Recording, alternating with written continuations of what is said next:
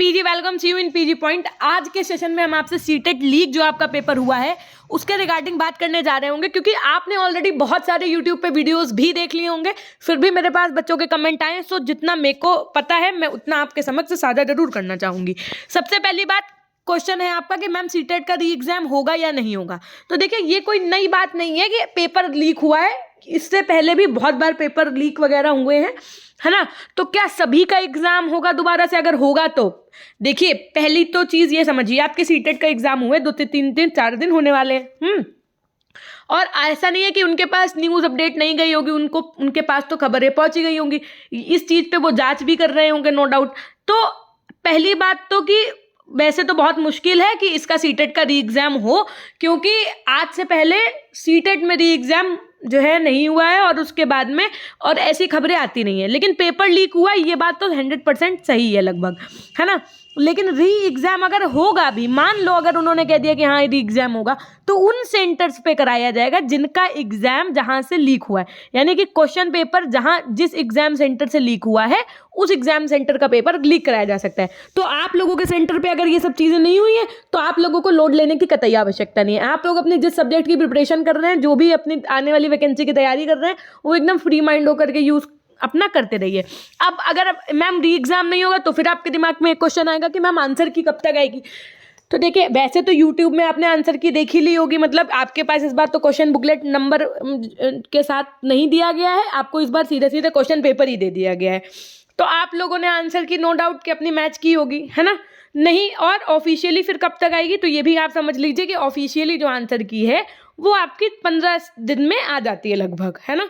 उसके बाद में रिजल्ट भी यही उम्मीद थी कि अगर मार्च में आ जाता, लेकिन अगर आप ये मान लो कि सीटेट री एग्ज़ाम कराता है तो फिर आपकी आंसर की भी इतनी जल्दी नहीं आएगी और आपका रिजल्ट भी जल्दी नहीं आएगा, फिर चीज़ें डिले होती चली जाएंगी।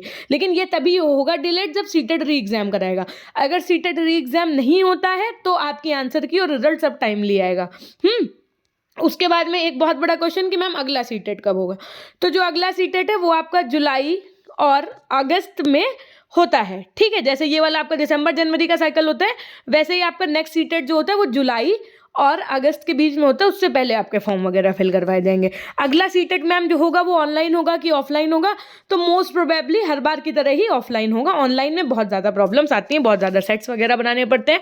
तो अब आप लोगों को क्या लगता है, आप लोगों की क्या राय है कि क्या सीटेट का एग्जाम होना चाहिए, या मैम ये तो क्वालिफाइंग एग्जाम था नहीं होना चाहिए, या आपको क्या लगता है कि होना चाहिए? देखिए, एक्चुअल में बात कोई और नहीं है, बात सिर्फ ये है कि आप एक सेंटर पे गए, ठीक है। जो इंसान अपनी गाड़ी से गया है या किराए से गया है, ठीक है, वो बच्चा पहले तो फॉर्म फिल करता है, ठीक, उसमें पैसे लगाता है, फिर उसके बाद में किराया भाड़ा जो उसका लगता है वो लगता है। उसके बाद में अगर कोई फीमेल है तो वो अपने भाई या अपने पापा किसी के साथ आती हैं, है ना, उनका भी लॉस होता है। भाई अगर वो बिजनेसमैन है या कोई जॉब है या वो कोई खेती कर रहे हैं या कुछ कर रहे हैं, तो उसमें भी तो वो अपना दिनचर्या छोड़ के एक दिन पूरा आए हैं, तो उसमें भी तो उनका घाटा या नुकसान ही है, ठीक। वो उसके बाद में पूरा दिन सेंटर में आना, इतना लोड लेना एक दिन पहले, अगर फिर से वही सारी चीज़ें होंगी तो एक बच्चे का एक सीटेट को केवल एक क्वालिफाइंग एग्जाम को देने के लिए रुपए इतना खर्चा करना पड़ जाएगा, तो ये बहुत गलत है अकॉर्डिंग टू मी। ये मेरा अपना पॉइंट ऑफ व्यू है, आपका क्या पॉइंट ऑफ व्यू है ये आप बताइएगा।